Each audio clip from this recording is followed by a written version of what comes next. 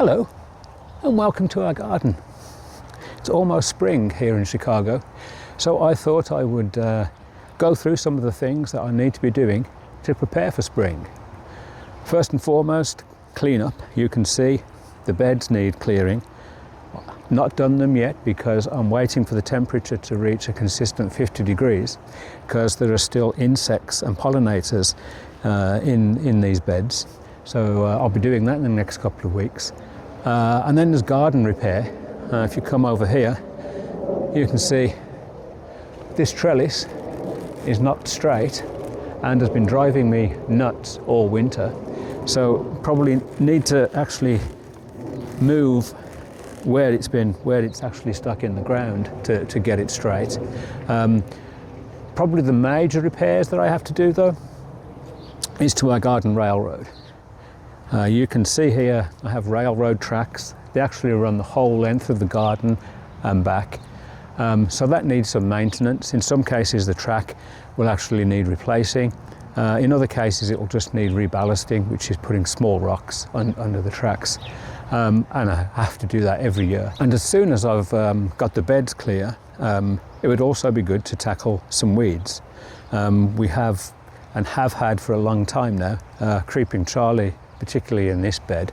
And of course we have weeds everywhere, doesn't everyone? But spring is a good time to get a jump on the weeds, so I'll be doing that.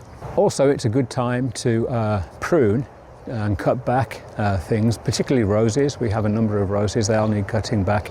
But also evaluate the damage that may have occurred to your plants, either from the frost or in our case from the cicadas. We had a cicada infestation, the 17-year cicada infestation last year, and they do significant damage to trees and shrubs, unfortunately. So it's pretty easy to see. I'll show you a close-up.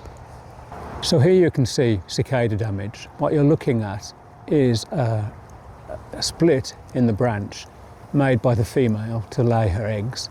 And what it does is it opens up the tree to disease. If I go further up the branch, you can see another example of a fairly large slit in the branch. Need to do a significant amount of work in our fairy garden too. The beds need clearing. The pond will need emptying. As you can see right now, it's frozen. So this, if I bring this up, this is the pump. The pump is here for the winter. It goes in there and pumps the water around to that waterfall. And again, the railroad tracks will need some attention. Also, this thing here, it lifts off. It's a lid above a tunnel because the train runs under this and around. So I haven't looked in there all winter, and sometimes there are some surprises. But that will need clearing so that the train can run. And here we are in what we call our fountain garden, for obvious reasons, because this is a fountain that needs uncovering, but again, have to wait. Waiting is the name of the game with spring, because if it rains and then freezes, it could crack the fountain. So I'll be doing that in the next couple of days. Also clearing the beds in here, clearing the lawn. And by the way, we call this jokingly our north lawn because we have one other patch of grass, which is our south lawn. All sounds very grand, but this is a very small garden and we cram as much in it as we can. I was talking about cicada damage. We have pear trees here, and they have some damage that will probably need to be cut out. This area here will have a bench which is currently in the garage, which we'll retrieve.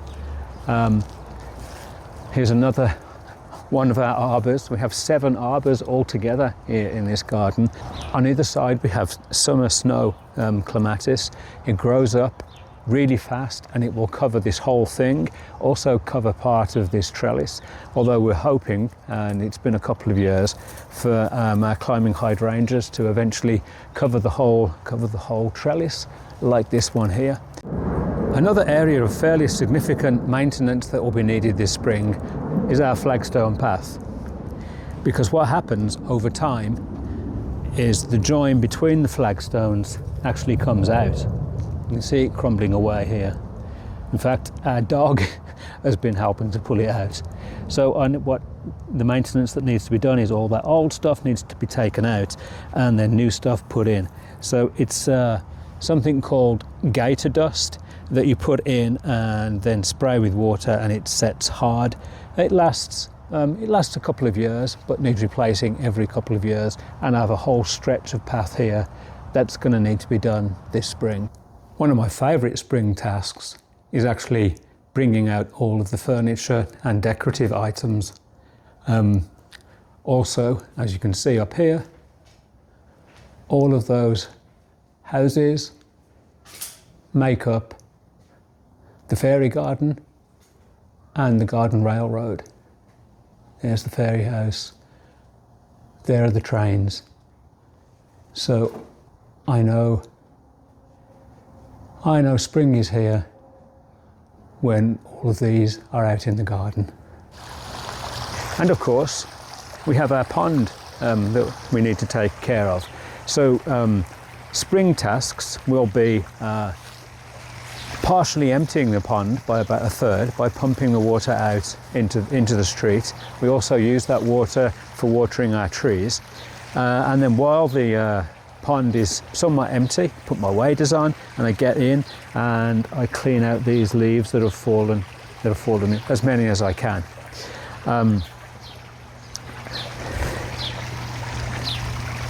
This houses the pump, so this actually needs to be cleared out every other day.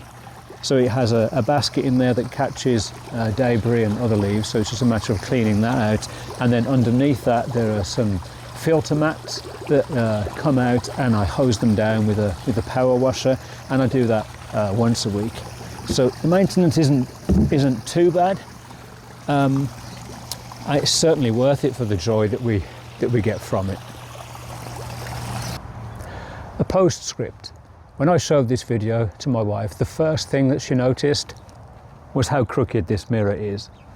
So that's added to the list of maintenance for this spring. Thanks for watching. Bye.